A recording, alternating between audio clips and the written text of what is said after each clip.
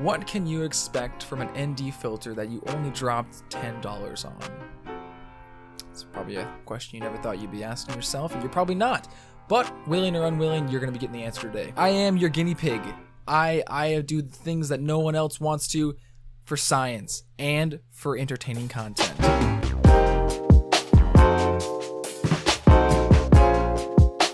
So more than likely, if you clicked on the video, you already know what an ND filter is. I don't want to have to bore you with all this stuff. You just want to see how bad or good this $10 ND filter really is. But for anyone who doesn't know what an ND filter is, it stands for neutral density filter. You either know about it or you don't. If you don't, it really, the best way to describe it is it's sunglasses for your camera. When you have the correct settings punched into your camera that you want for recording, it will change the brightness of your picture. So in order to keep the settings that you actually want and to change the brightness of the image, you're going to need an ND filter screwed onto the front of your lens. You can adjust it and fine tune it from there once you have all the settings done. There's really two main uses that people use the ND filters for. One is long exposure photography, which I don't know if you've seen those pictures where they're all blurry and there's a lot of motion blur. The second one is shooting video in bright situations. Those are the two main reasons people use ND filters. They can range from 40 all the way up to like 120 US dollars. So it's not cheap by any means. Now, of course, you get what you pay for, so if you want to spend more money, you get more of a quality ND filter. It's not as cheap, won't break as easy, yada yada yada. And on the same side, you also pay for brands. Just as the same way you spend $500 extra that you don't need to on sweatpants because they have the word Gucci on them. Same thing with ND filters. Anyway, that's all useless information you probably won't care about in 10 minutes. You want to know if you can get your hands on a $10 ND filter. Is it possible? So with all that information being said, last week I did probably one of the dumbest things I could have ever done. I ordered a $10 ND filter from eBay. Yeah, eBay. Look, I ordered this out of pure curiosity. I was looking up ND filters cheap. I was just curious to see how low they could go. The lowest one I found was for $9.37. $9.37, an ND filter. I said, you know what? Why not? To my surprise, it actually came. So this is the 67mm variable neutral density fader filter lens. It goes from ND2 to 4 to 8 to 16 to 400. The packaging was honestly not too bad. It wasn't what I expected from an eBay package. Honestly though, I'm just more shook that it actually came. I'm still very surprised that it actually came and was not a piece of paper that said gotcha. So this specific filter is used, at least for me personally, for my 67mm lens. That's a super ultra wide angle lens. So for the video you'll be seeing on the test footage, it's going to be ultra wide. So the whole video, I just want to talk about pros and cons to this little, I would call it the underdog ND. We'll call it that. I was very, very, very surprised to see how well it was built. When you think of a $10 ND filter, I was thinking it was gonna be some little plastic with like plastic instead of glass. I don't know what to expect. I wasn't expecting to get anything at all, I'll tell you that. But no, it has a really good build quality. It slides really easily. There's no stiffness. All around, it seemed pretty solid. It didn't seem cheap. You know, I was expecting to get some really cheap product for these $10 that I spent. And probably the best $10 I've ever spent. Now, don't get me wrong, there are some downsides and there are some cons to this filter.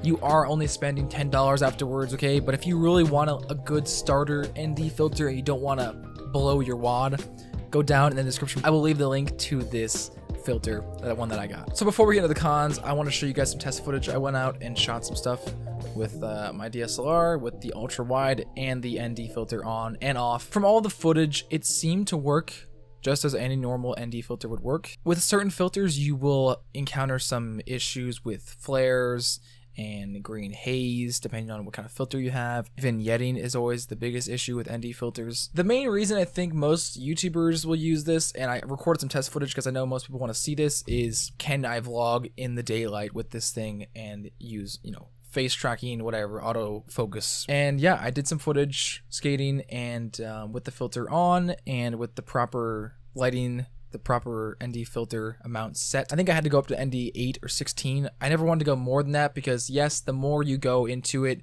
you will get some vignetting. It's where the edges become a little black. You can kind of see that in some of the footage. The edges a little darker and then of course there's gonna be a weird X on the screen. That's because the ND filter is being maxed out. Typically you don't want to max it out ever unless you have a cinematic camera. So this applies like any other detachable ND filter that you can get on the internet.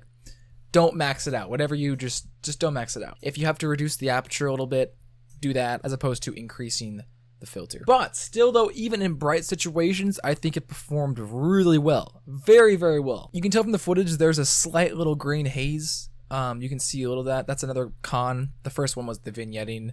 Second one is a little bit of green haze. You can kind of see a little tint.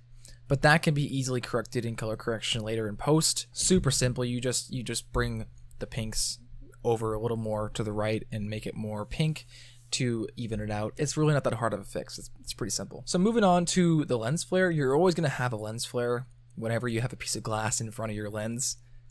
It's just the way, that's just the way it is. You're shining a piece of glass in front of the sun or a light, you're gonna get a flare, okay? And some people will think that's a cool artistic, form of cinematography. And if you like that, kudos to you.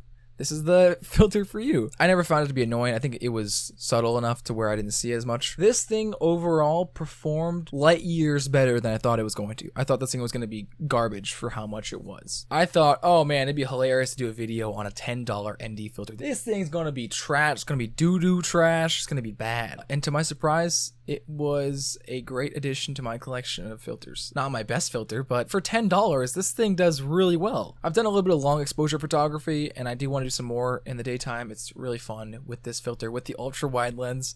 It's gonna be a lot of fun. I'm gonna do some more of that in the near future, and maybe I'll do a video recap on it with the same filter, because this one's mainly focused around video. I do mainly video, so I wanted to kind of capture one subject, and maybe we'll do a part 2. Anyway, like I said, if you're looking into getting an ND filter, you want to, better your video work. You want to use the proper settings for your camera. You want to use a certain aperture to get that nice shallow depth of field, the blurry background in the daylight. It's hard to do that because whenever you are in the daylight, you have to crank up the aperture, and that reduces the nice blurry bokeh background. So if you want that, and you also want the proper shutter speed, which is what I'm using right now, which is, if you can tell the blur in my hand, that motion blur, that's from using the 50 shutter speed. And of course, I'm shooting in 24 frames per second.